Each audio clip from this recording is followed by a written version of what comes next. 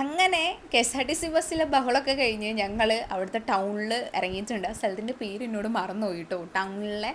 അങ്ങനെ അവിടുന്ന് ഞങ്ങളെ ഓട്ടോറിക്ഷയ്ക്കാട്ടോ പോയത്. അതായത് ഞങ്ങൾക്ക് ബസ്സിന് ഓൾറെഡി ഞങ്ങൾക്ക് അറേഞ്ച് ചെയ്ത് തന്നിട്ടുണ്ടായിരുന്നു. അങ്ങനെ ആ ഓട്ടോറിക്ഷയിൽ ഞങ്ങളെല്ലാവരും കൂടെ കൂട്ടിച്ചെലിച്ചിട്ടുണ്ട്. അങ്ങനെ ഓരോന്നായിട്ട് ഇറങ്ങി വരുന്നതാട്ടോ ഇത്. അങ്ങനെ ഞങ്ങൾ ഫസ്റ്റ് തന്നെ ചെറിയ പാലം കാണാനാണ് പോയത്. സോ അവിടെ എത്തിയപ്പോൾ ഒരു വല്ലാത്തൊരു കാറ്റുമൊക്കെ ഉണ്ട്. അപ്പോൾ ഞങ്ങൾ ആലോചിക്കുകയായിരുന്നു മഴക്കാലത്ത് അവിടെ എത്രത്തോളം അടിപൊളിയായിരിക്കും എന്നുള്ളത്.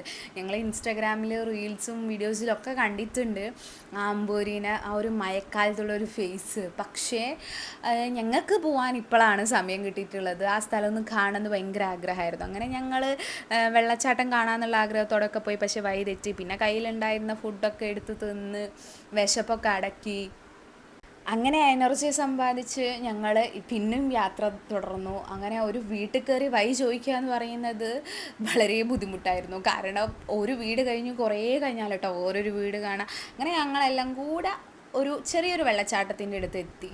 ഒരു കുറച്ച് വെള്ളവും കാര്യങ്ങളൊക്കെ അവിടെ ഉണ്ടായിരുന്നു. പിന്നെ നീരുറവൊക്കെ കല്ലുകൂടെ വരുന്നുണ്ട് കേട്ടോ. ഒരുപക്ഷെ ഞങ്ങളിപ്പോൾ ഇരിക്കുന്ന ഈ സ്ഥലത്ത് മഴക്കാലത്ത് ഇരിക്കാനൊന്നും പറ്റണമെന്നില്ല കേട്ടോ. കാരണം അവിടെ ഓൾറെഡി വെള്ളച്ചാട്ടമാണ്, അപ്പം അങ്ങനെ ഇരിക്കാൻ പറ്റണമെന്നില്ല. പക്ഷെ ആ വേനൽക്കാലത്ത് പോലും അവിടെ ഒരു ഭംഗി ഉണ്ടായിരുന്നു കേട്ടോ കാണാൻ. ഒരുപക്ഷെ ഞങ്ങളത് അത്രത്തോളം എൻജോയ് ചെയ്തുകൊണ്ടായിരിക്കും ആ സ്ഥലത്തിന് അത്ര ഭംഗി ഞങ്ങൾക്ക് തോന്നിയത് കേട്ടോ.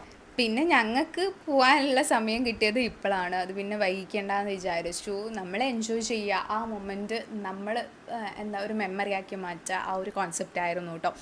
അതങ്ങനെ തന്നെ നടന്നിട്ടുണ്ട്. ഭയങ്കര സമാധാനമായിട്ടോ അവിടെ ഇരിക്കാൻ. എന്തോ ഒരു തണുത്ത കാറ്റും ഭയങ്കര സുഖമായിരുന്നു.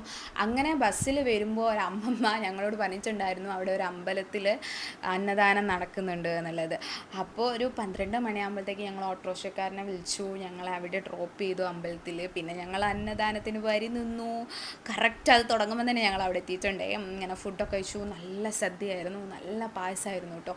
അങ്ങനെ ഫ്രീ ആയിട്ട് ഞങ്ങൾ ഉച്ചയൂണും കഴിച്ചു കേട്ടോ. പിന്നെ ആ അമ്മമ്മ ഞങ്ങളുടെ തേടി ആ അമ്പലത്തിൽ വന്നിട്ടുണ്ടായിരുന്നേ. അങ്ങനെ ഒരു പിടി നല്ല മനുഷ്യരെ ആ യാത്രയിൽ കണ്ടു കേട്ടോ. തുടങ്ങിയപ്പോൾ മുതൽ ആ ബസ്സിൽ നിന്ന് മുതൽ തിരിച്ചെത്തുന്നവരെ അത്രയും നല്ല മനുഷ്യരെ അവിടെ നിന്ന് കിട്ടി, കണ്ടു. അവരുടെ സ്നേഹം അറിയാൻ പറ്റി കേട്ടോ.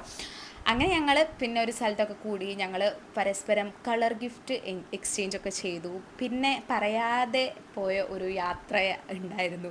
അതായത് എന്താ ഒന്ന് മനസ്സറിഞ്ഞ് യാത്ര പറയാൻ പോലും ഞങ്ങളെ ജൂനിയേഴ്സിനോട് പറ്റിയിട്ടുണ്ടായിരുന്നില്ല. അപ്പോൾ അതൊക്കെ അങ്ങോട്ട് ചെയ്തു.